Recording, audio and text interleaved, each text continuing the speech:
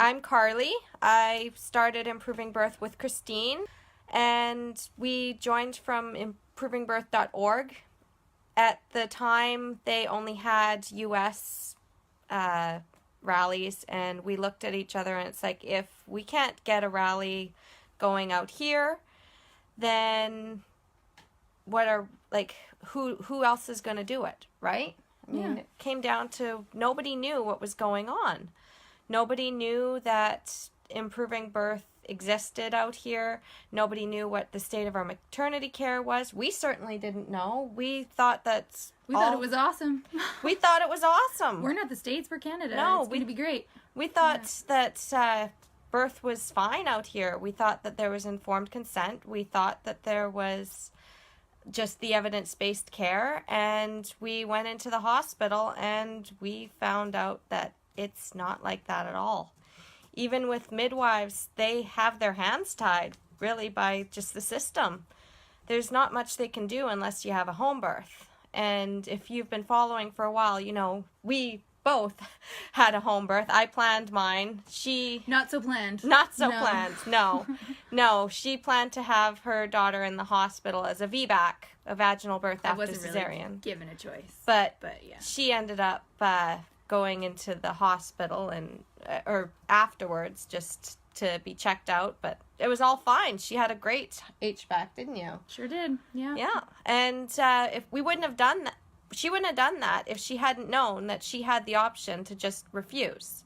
They said, well, the protocol is to transfer to the hospital because VBACs aren't allowed to be done at home. And she said, I'm not getting on that bed. So it came down to knowing that she had the right to informed consent and refusal. But a lot of moms don't know that, do they? No. Most of them think if their doctor recommends it or says it, it's law. You have to. You have no choice. Yeah, which is actually wrong. We have the laws of informed consent and refusal in this country. And it says that you have the right to say, no, I don't want that, or maybe I want to wait, or are there any alternatives? And a lot of doctors, they say, okay, well, here's the procedure, here's when it's happening, and it's not true.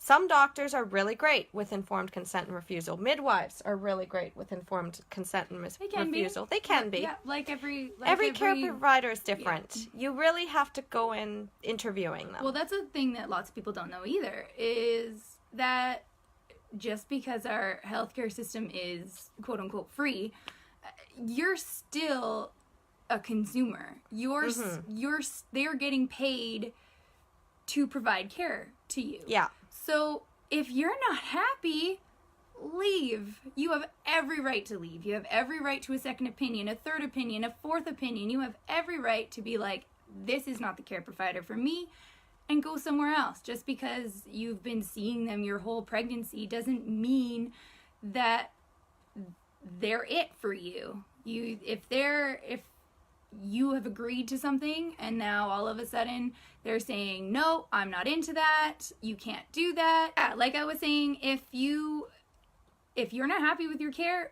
you can leave. You are a consumer, they are a service provider. Yeah.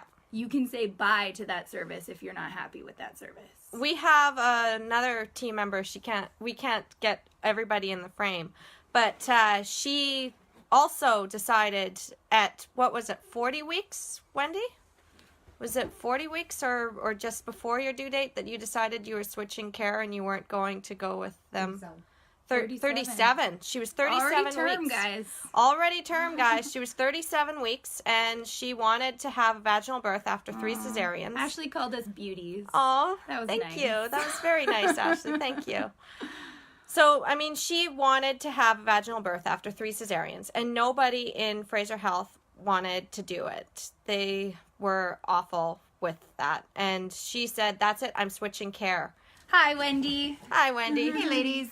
So, one big thing is remembering that we want respectful care in maternity care, and there's informed consent. You should know both sides before you make a decision.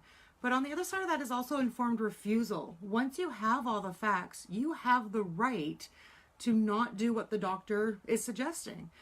my suggestion to you, get educated. We have a ton of information on our site and links and handouts and all the stats for our province and the area.